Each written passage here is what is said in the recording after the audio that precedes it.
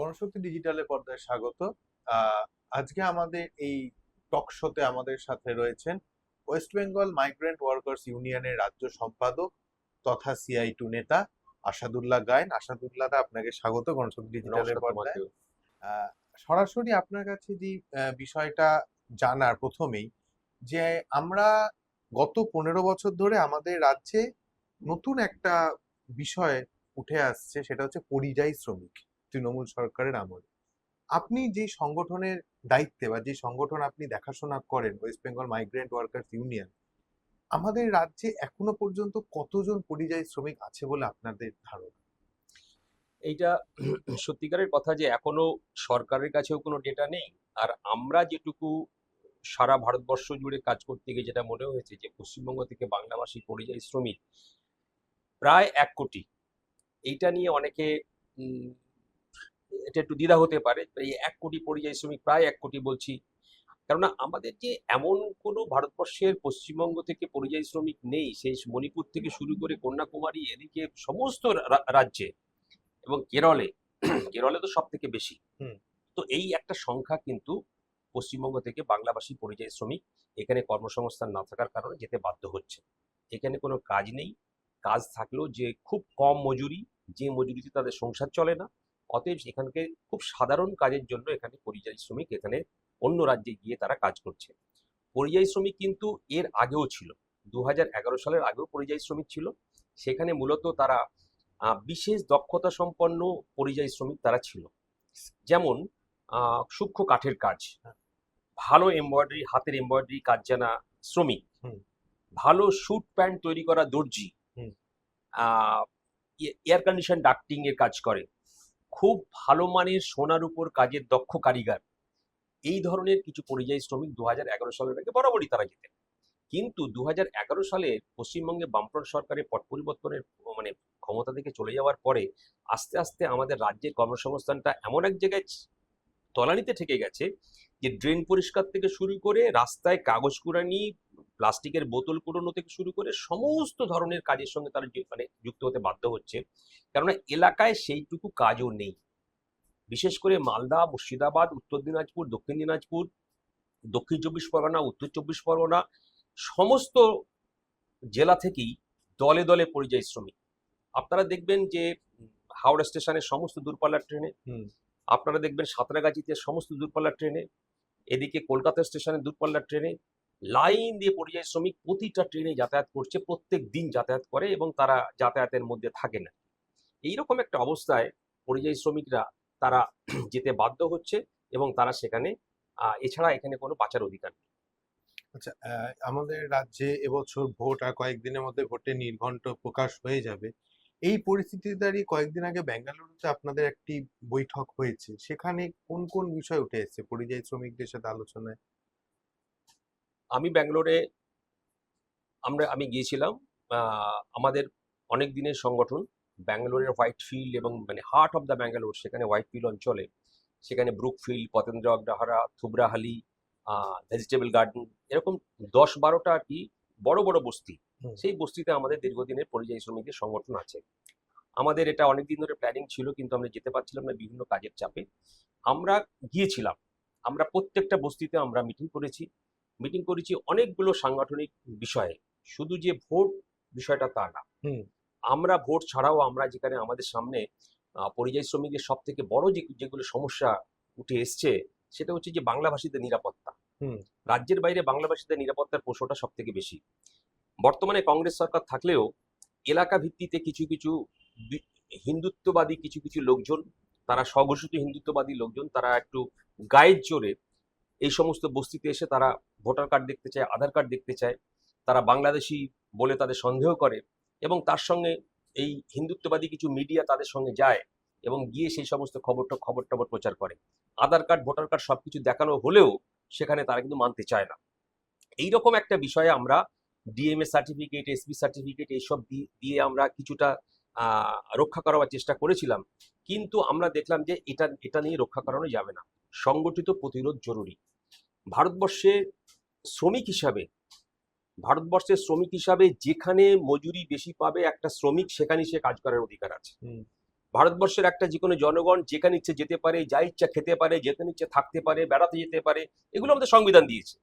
তো সেই সমস্ত আমার যে অধিকার আছে, সেই অধিকার যদি কেউ কাটতে চায় এবং সেই সরকার যদি সেই তাদের পক্ষে দাঁড়ায় যারা অধিকার কাটতে যাচ্ছে, আমরা তাহলে সেই সরকারের কাছে কি আমরা আশা করতে পারি? এইরকম উড়িষ্যার তো ভয়াবহ কিছু ঘটনা, মৃত্যু পর্যন্ত ঘটে যাচ্ছে হুম উড়িষ্যাতে। হুম এইরকম বিভিন্ন বিষয়ে আমরা ইউনিয়ন থেকে, পরিযায়ী শ্রমিক ইউনিয়ন থেকে আমরা যেটা ঠিক করেছি সেটা হচ্ছে যে সংগঠিত ঐক্যবদ্ধ মনোবল এবং সেটাকে বাড়ানো এবং মুখের ভাষা তৈরি করা এবং সংগঠিত প্রতিরোধ জরুরি। যার জন্য আমরা প্রত্যেকটা বস্তিতেই আমরা কমিটি করেছি হুম এবং CI2 কর্ণাটক স্টেট কমিটির সঙ্গে আমরা একসঙ্গে বসে তাদের সাহায্য নিয়ে সবটা নিয়েই কিন্তু আমরা এই কাজটা করছি। ওখানে যারা বাংলাভাষী পরিযায়ী শ্রমিকরা রয়েছে তারা কিরম অবস্থায় রয়েছেন ওইখানে? বাংলাভাষী পরিযায়ী শ্রমিক, এই যে বস্তির কথাগুলো বললাম, এখানে তারা অনেক দিন ধরেই আছে, 5 বছর 7 বছর ধরেই আছে, কেউ 8 বছর ধরে আছে। এখানে মূলত পরিবার নিয়ে থাকে সবাই আচ্ছা। এবং সেখানে এক একটা ফাঁকা সমস্ত চাষের জমিতে জমিতে সব বস্তি গড়ে উঠেছে। সেখানে বস্তির একটা মালিক আছে, সেখানে তারা টিনের শেড দিয়ে ঘর দিয়ে তারা থাকে। কিন্তু সব থেকে বড় বিষয় হলো তাদের না আছে শৌচালয়, না আছে পানীয় জলের ব্যবস্থা, ইলেকট্রিসিটি অনেক দূর থেকে আনতে হয়, অনেক চড়া দামে কিনতে হয়। এইরকম একটা অব্যবস্থার মধ্যে দিয়ে বাংলার পরিযায়ী শ্রমিকরা কিন্তু দিন কাটাচ্ছে ওই ব্যাঙ্গালোরে? ব্যাঙ্গালোরে। আচ্ছা। তা এই যে আমাদের আহ, ভোট আসছে, এইখানে দাঁড়িয়ে পরিযায়ী শ্রমিকদের কি বক্তব্য, মানে সরকারের কাছে তারা কি চাইছে? আমাদের বাংলাভাষী পরিযায়ী শ্রমিক বিশেষ করে যারা আছেন তারা দীর্ঘদিন ধরে এবং তাদের মনোভাব এইটাই যে আমার এখানে তারা সব থেকে 25, 30, 35 হাজার টাকা তারা মাসে ইনকাম করে। হুম তারা 10,000 টাকা করে প্রতি মাসে রেমিট করেন এই রাজ্যে তাদের ফ্যামিলির কাছে এবং এই 10,000 কোটি টাকার মতো একটা অর্থনীতি আমাদের গ্রাম বাংলা চলে, গ্রাম চলে, ঘাট চলে, সমস্ত কেনাকাটা হয়, তাদের ফ্যামিলি চলে। এই অর্থনীতিটা কিন্তু একটা নীরব অর্থনীতি কিন্তু চলছে। এটা কিন্তু সরকারের খাতায় কোনো রিফ্লেকশন কিছু নেই। কিন্তু এই যে 10,000 কোটি টাকার প্রায় অর্থনীতি চলছে, এটা কিন্তু এর এর যেটা কত বড় ব্যাপার, এটা কিন্তু পরিযায়ী শ্রমিকরা পাঠাচ্ছে বলেই চলছে। কিন্তু তা নাহলে কিন্তু গ্রাম বাংলার হাট শুকিয়ে যেত, হুম বাজার শুকিয়ে যেত, দোকানের লোক কেনার লোক থাকতো না।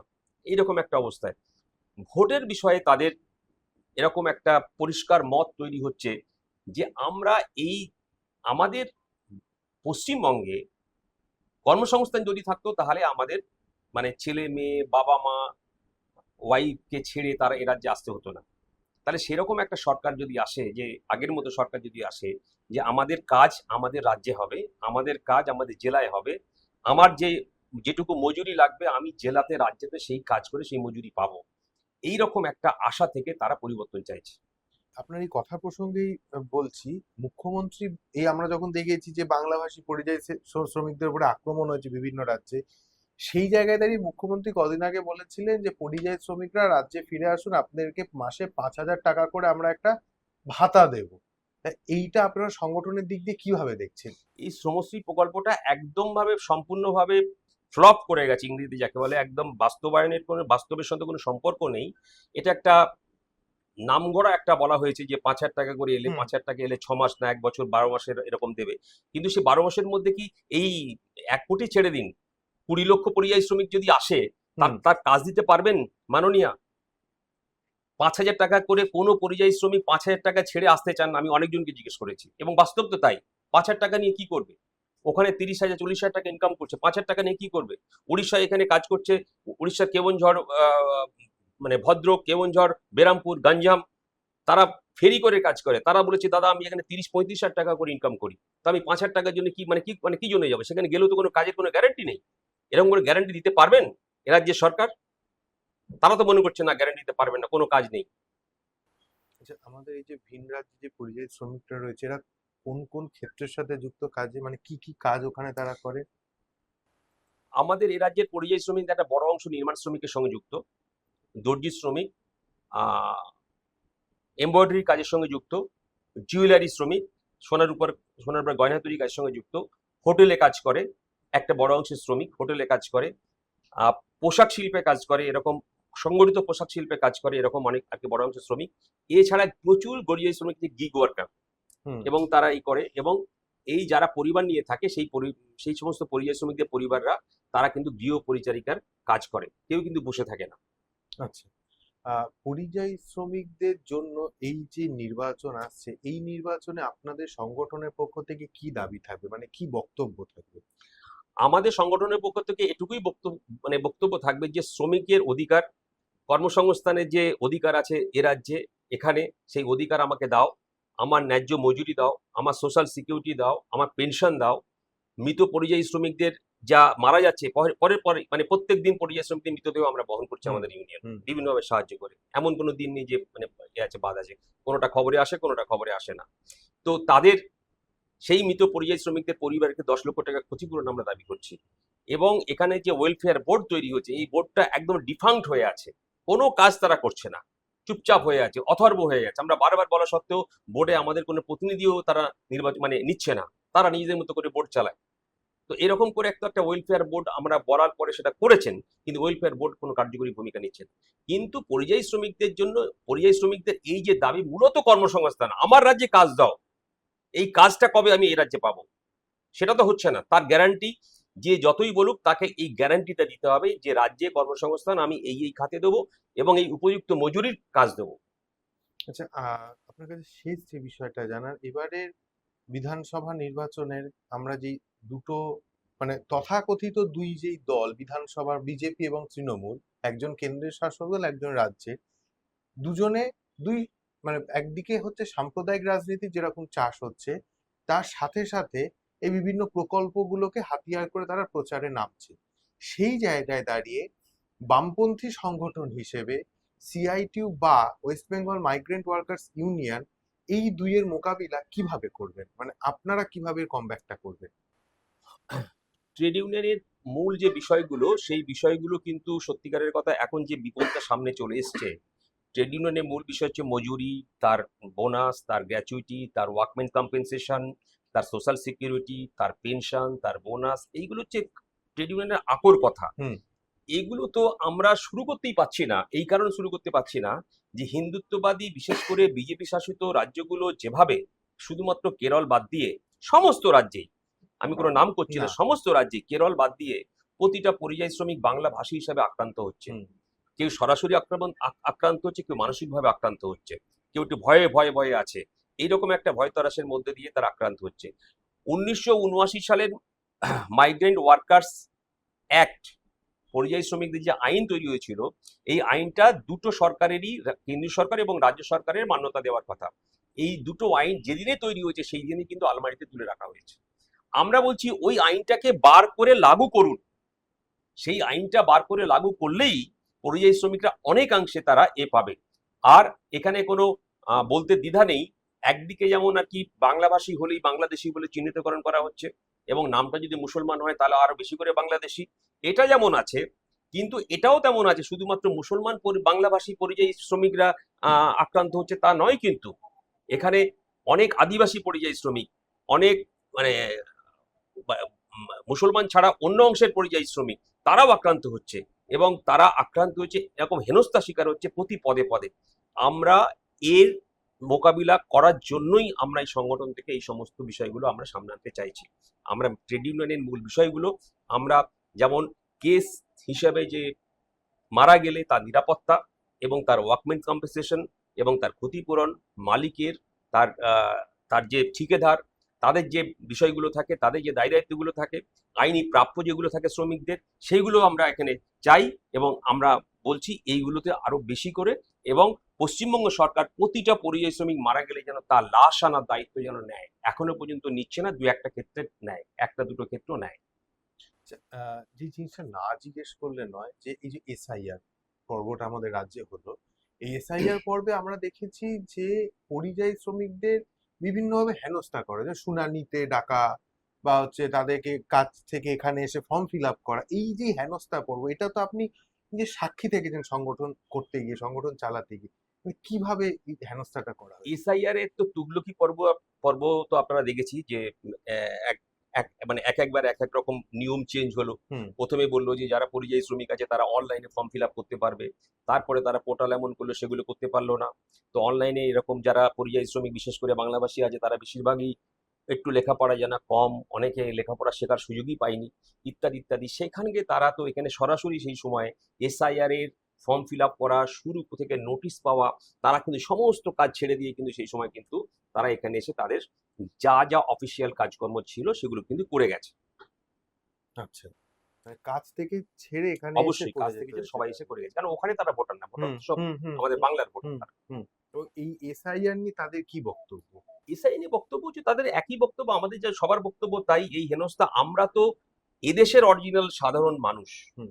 আমার বাপ দাদা 14 পুরুষ এখানে আমরা জন্মগ্রহণ করেছি, আমার ঠাকুরদা জন্মগ্রহণ করেছে, তার ঠাকুরদা জন্মগ্রহণ করেছে। আমাকে নতুন করে কেন আবার যা যা হেনস্থার যা যা বিষয়গুলো আসছে আর কি, যে ম্যাপিং তারা তৈরি করেছে, হুম। যে ডিসক্রিপেন্সি তারা দেখাতে চাইছে এবং একটা অংশের পরিযায়ী শ্রমিককে তারা বাদ দিতে চাইছে, এরকম তারা করেছে।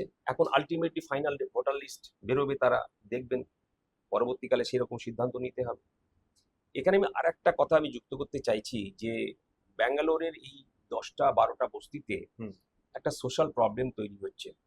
আমরা আলোচনা করেছি, সিদ্ধান্ত নিয়েছি যে তাদের বাচ্চারা, শিশু বাচ্চারা, বাবা মা সবাই ইনকাম করছে, শিশু বাচ্চারা হচ্ছে নিরক্ষর হচ্ছে। হুম। এটা বিগ সোশ্যাল প্রবলেম। এই সোশ্যাল প্রবলেমটা আমরা বলেছি সমস্ত বস্তিতেই আমরা আলোচনা করেছি। সেই বস্তির কমিটিকে আমরা যেভাবে সাহায্য করার তার ম্যান পাওয়ার দিয়ে আমাদের ওখানে প্রত্যেকটা বস্তিতে আমরা স্কুল খুলতে চাইছি। ইতিমধ্যে একটা ভেজিটেবল গার্ডেনিং স্কুল আমরা খুলে চালু করে দিয়েছি এটা সংগঠনের পক্ষ থেকে সংগঠনের করা? পক্ষ থেকে। আচ্ছা, হ্যাঁ, সেখানে 50টা বাচ্চা এনরোল করেছে এবং সেখানে তারা পড়াশোনা করছে, বাংলা ভাষা পড়াশোনা করছে। আচ্ছা। এবং এইটা আমরা আরো 11টা বস্তিতে আমরা সিদ্ধান্ত নিয়েছি, আমরা একের পর এক ধাপে ধাপে চালু করব। এই সোশ্যাল প্রবলেমটা আমরা যেমন এদিকেরটা দেখছি, কিন্তু এই সোশ্যাল প্রবলেমটা কিন্তু বেড়ে যাচ্ছে।